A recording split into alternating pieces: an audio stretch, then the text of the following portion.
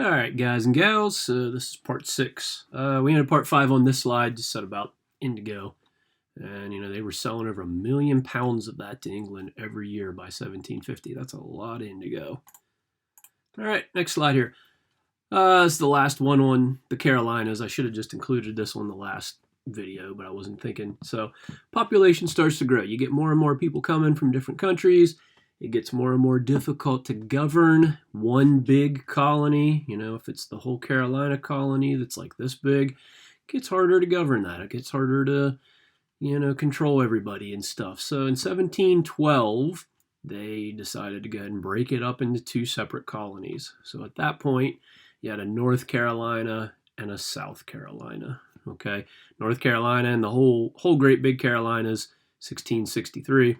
Okay, and South Carolina, 1712. This is when they get their royal charters to split up. The northern part of the Carolinas, North Carolina, because there had been so many kind of farmers coming down from Virginia and building these smaller farms and little villages and stuff, most of North Carolina, not all of it, but most of North Carolina for a while was just small farms, okay, because of those small farmers from Virginia.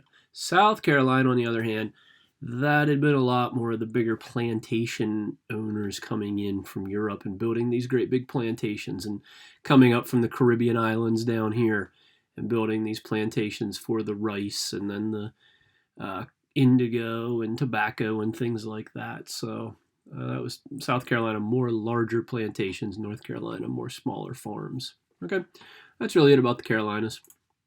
All right, moving on. Georgia peach. There you go. Okay. All right, Georgia. This is the last of the 13 colonies to be formed. Okay, and so in 1733. So this is, 120 years before Jamestown was ever founded in Virginia. So a good bit later.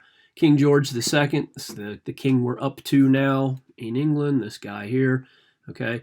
He grants a royal charter to this fellow here, James Oglethorpe, and Oglethorpe has 19 different partners, so there were 20 of them that divided up the investment into the, what'll become the Georgia colony. And King George II said, hey, this is a pretty good idea. We need a little bit of a blocker between the southern part of South Carolina and Spanish Florida down there. And we need some more English territory in between there to keep the Spaniards from coming up and trying to get into our colonies, our English colonies. Okay, so Oglethorpe and his guys are going to start this colony.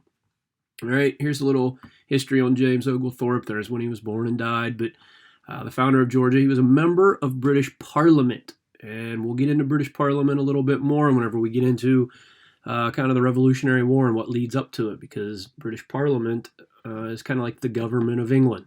So we'll see a little bit more about them. But if you were in Parliament, you were probably a rich, white landowning male kind of guy over there in England.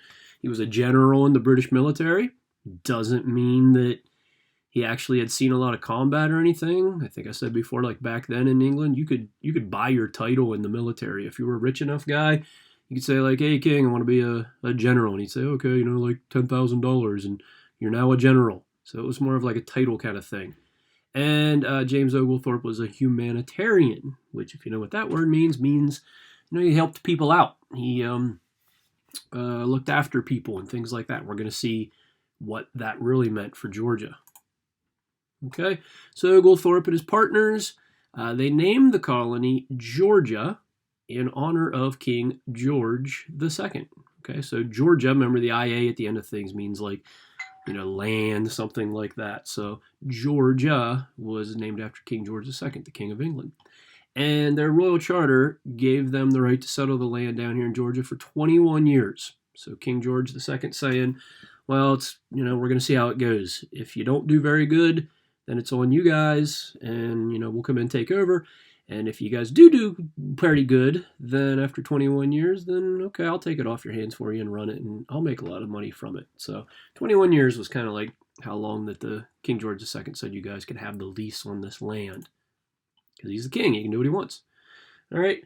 Big part of what James Oglethorpe was a humanitarian was about debtor's prison. So we'll start the next video on talking about debtor's prison and how Georgia comes from that. Okay, so I'll see you in video 7.